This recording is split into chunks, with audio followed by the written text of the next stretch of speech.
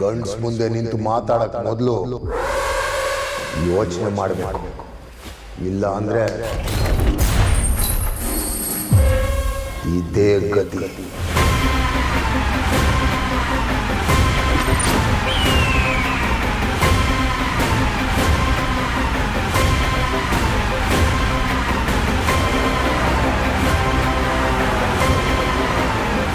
ಒಂದು ಹೆಣ್ಣನ್ನ ಹೆದರ್ಸೋದಕ್ಕೆ ನೀವಿಬ್ರು ಗಂಡಸರು ಬಂದಾಗ್ಲೇ ಗೊತ್ತಾಗ್ತಿದೆ ನೀವಿಬ್ರು ಗಂಡಸರಲ್ಲ, ಬಳೆ ತೊಟ್ಕೊಳ್ಳೋ ಹೆಂಗಸರು ಅಂತ.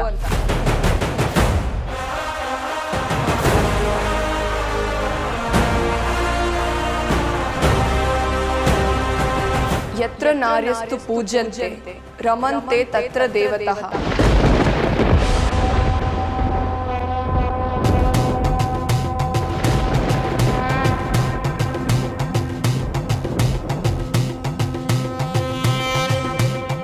ಹೆಣ್ಣನ್ನ ಎಲ್ಲಿ ಗೌರವಿಸ್ತಾರೋ ಅಲ್ಲಿ ದೇವತೆಗಳು ನೆಲೆಸ್ತಾರಂತೆ.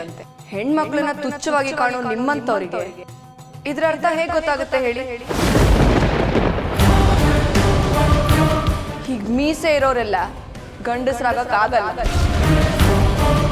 ಹೆತ್ತ ತಾಯಿ, ಕಟ್ಕೊಂಡ್ ಹೆಂಡತಿ, ಸೊಸೆ, ಮಗಳು ಈ ಎಲ್ಲ ಸ್ಥಾನನ ತುಂಬಿ ಯಾವಾಗ್ಲೂ ನಿಮ್ ಜೊತೆನೇ ಇರ್ತಾಳಲ್ಲ ಒಂದ್ ಹೆಣ್ಣು, ಅವಳಿಗೆ ಸ್ವಲ್ಪ ಗೌರವ ಕೊಡಿ. ಆಗ ನಿಜವಾಗ್ಲೂ ನೀವು ಗಂಡಸರು ಅಂತ ಅನ್ನಿಸ್ಕೊಳ್ತೀರ.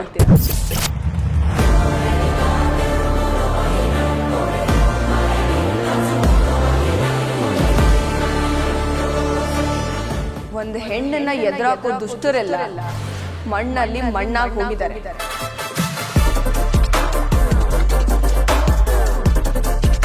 ಅಲ್ಲ, ಒಂದು ಹೆಣ್ಣು ಅಂದ್ರೆ ನಿಮ್ಗೆ ಅಷ್ಟೊಂದು ಕೇವಲನ? ಅದೇ ಹೆಣ್ಣು ಮನ್ಸ್ ಮಾಡಿದ್ರೆ ಮಮತೆ ತುಂಬಿರೋ ತಾಯಿನೂ ಆಗ್ತಾಳೆ. ಅವಳನ್ನ ಕೆಣಕಿ ಅವಳೇನಾದ್ರೂ ರೊಚ್ಚಿಗೆದ್ರೆ ಎದುರಾಳಿಗಳು ರುಂಡ ಚೆಂಡಾಡೋ ಚಾಮುಂಡಿನೂ ಆಗ್ತಾಳೆ.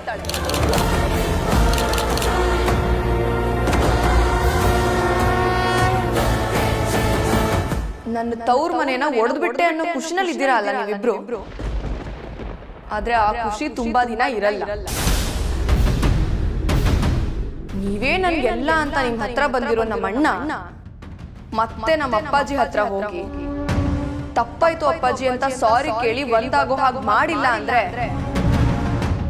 ನನ್ನ ಹೆಸರು ಗೌರಿನೇ ಅಲ್ಲ.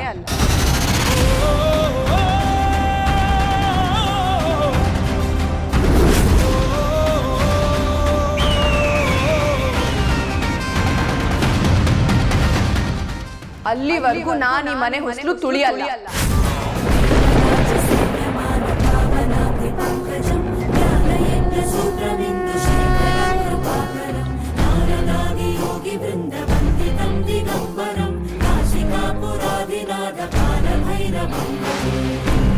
ನನ್ನ ಗಂಡನ ಮೇಲೆ